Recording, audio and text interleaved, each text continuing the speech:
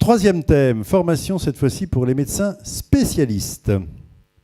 Donc était nominé en fait aspect diagnostique et thérapeutique des douleurs neuropathiques, éclairage éthique sur la transplantation des malades atteints d'hépatopathie alcoolique sévère, ce qui est un vrai débat par rapport au choix bien évidemment du greffon. C'est bien d'avoir un greffon, mais comment est-ce qu'on arrive à sélectionner en fonction de l'état des personnes et de l'état antérieur des personnes, qu'il soit physique ou psychologique. Prévention et dépistage des cancers, article tout à fait passionnant de Catherine Hill, qui est important bien évidemment puisque ça nous oriente sur la validité aujourd'hui de ce qu'on propose et en fonction des termes qu'on utilise par rapport aux chiffres que l'on peut donner.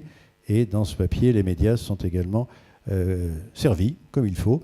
Donc voilà, prévention et dépistage de cancer, je vous conseille de le lire. Et puis, virus de l'hépatite C, 25 ans, la fin de l'histoire, par Stanislas Paul de Cochin. Et là aussi, bien évidemment, c'est une très belle histoire, puisque vous savez qu'aujourd'hui, on a ces médicaments qui ne font plus polémique pour leur efficacité, mais qui font polémique pour leur coût, bien évidemment, et la difficulté de choisir les patients, puisqu'il n'y en aura peut-être pas pour tout le monde. Alors, le premier prix. Eh bien, le premier prix consacré à la maladie génétique de l'enfant, comment annoncer une maladie génétique à l'enfant. Et j'appelle Marcella Gargiulo. Voilà, on vous applaudit. Et donc, vous travaillez à l'Institut de myologie de la Pitié-Salpêtrière, et vous travaillez donc avec d'autres spécialistes, Ariane Herson et Nathalie Angéard, voilà, qui eux sont aussi à la Pitié-Salpêtrière et à Sorbonne. Voilà. Alors, la notion de maladie génétique chez l'enfant, c'est vrai que c'est déjà compliqué, je pense, dans l'annonce par rapport aux parents. Et en effet, chez l'enfant, vous dites, on ne doit pas forcément dire les choses, mais répondre à leurs questions. Qu'est-ce que vous voulez dire par là? Bon, je peux dire un mot avant de répondre? Vous pouvez dire tout ce que vous voulez.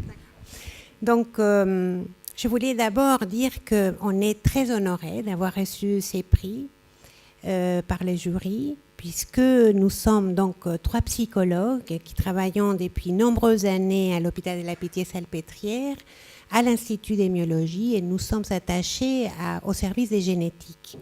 Et donc, nous travaillons avec des neurologues, des neuropédiatres, des généticiens. Et d'ailleurs, donc, Delphine Héron, c'est elle qui est le chef de l'unité. Elle est là? Elle est là, oui. Venez, Delphine Héron. Venez. Bah, venez Si. Merci. Delphine Héron. Soyez pas timide, hein? Il faut vous assumer, vous avez gagné, hein, c'est comme ça. Applaudissez-la aussi, voilà. Ah là, ça, je te revaudrais ça, j'ai mon petit érythème pudique, tout va bien. Alors, c'est Delphine Héron qui nous a invités, puisque c'était la coordinatrice du numéro avec le docteur Ponceau. C'est elle qui nous a invités à faire cette contribution que vous avez en quelque sorte résumée parfaitement. Je dirais, pour être claire et concise, puisque je suis sûre que vous allez lire l'article, c'est que nous faisons une différence essentielle entre parler à l'enfant de sa maladie et parler avec lui. Vous voyez, il y a une particule qui les différencie et pourtant, cette particule est essentielle. Pourquoi? Parce que quand on parle à l'enfant, le médecin peut dire ce qu'il pense que l'enfant il a besoin d'entendre. Alors que quand on parle avec l'enfant, c'est lui, à travers ses questions, qui donne la température de ce qu'il veut savoir. Tout ça pour dire que ne pas dire est nocif pour l'enfant, n'est pas lui expliquer sa maladie, l'origine génétique de celle-ci, mais que trop dire, ça peut l'être aussi. Donc c'est lui qui donne le tempo des informations dont il a besoin, c'est l'enfant. Mais pour ça, il faut dialoguer avec lui. Parce que c'est une maladie souvent difficile, parce qu'il n'y a pas de traitement proposé, il est très rare qu'il y ait des traitements proposés. Et comment vous arrivez justement, je vais vers vous Delphine Héron, parce que non seulement elle vient, mais elle va parler, c'est merveilleux quand même. Comment justement vous répondez à ces questions? Parce que d'abord il y a un certain nombre de maladies génétiques qui ne sont pas visibles, et qui s'exprimeront peut-être plus tard. Donc est-ce qu'il faut en effet en parler relativement tôt? Et deuxième élément, comment est-ce qu'on arrive à expliquer, que on n'a pas trop de traitement et on ne sait pas trop ce qu'on va faire, et deux, que les parents ne sont pas si coupables que ça? Non, c'est une question facile en 1 heure. Il faudrait des heures pour répondre. Enfin, vous voyez que pour nous, les généticiens et le pédiatre que je suis, travailler avec des psychologues comme Marcella, c'est une chance.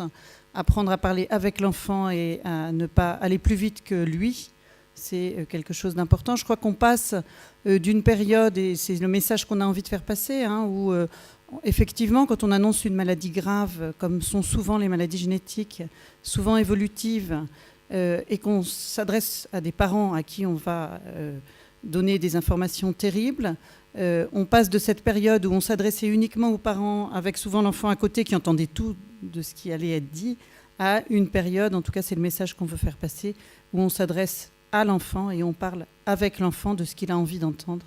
Et ça change un petit peu les choses. Je reformule ma question ou non, c'est pas une bonne question. Non, parce que c'était pas, c'est votre réponse, je sais bien. Mais non, comment vous arrivez à contourner? Est-ce que c'est des questions qui viennent d'abord? Est-ce que l'enfant, en fin de compte, se demande, vous dites il y a une maladie, je vais par là, il y a une maladie, qu'est-ce qu'on va me faire? Parce que c'est quand même ça la question. Oui, mais je pense qu'il y a quelque chose qui est important. J'aurais pu vous le montrer. D'ailleurs, je l'avais préparé, mais je pense pas que ce soit le moment. Nous, on a un dispositif qui est un jeu, qui nous permet de comprendre où il est l'enfant par rapport à sa quête de savoir. Et dans ces jeux, nous présentons à l'enfant 3 cartes. Il y a une carte qui est question avec réponse. Et donc, on dit à l'enfant, tu poses une question et tu attends une réponse. Et si je ne l'ai pas, je t'aiderai à trouver ici à l'hôpital quelqu'un qui va t'aider à répondre à ta question. La deuxième carte est question sans réponse. Tu poses une question, mais tu n'attends surtout pas la réponse. Je ne dirai rien, c'est simplement pour le plaisir de poser des questions. Et la troisième, c'est la carte des peurs et des cauchemars. Tu parles de tes peurs et de tes cauchemars. Ce qui est intéressant, c'est que très souvent, les enfants aiment jouer à la carte question sans réponse. Et ils vous posent une question grave et importante, mais ils veulent voir la tête que vous faites quand ils vous la posent. Mais ils n'attendent pas de vous nécessairement une réponse.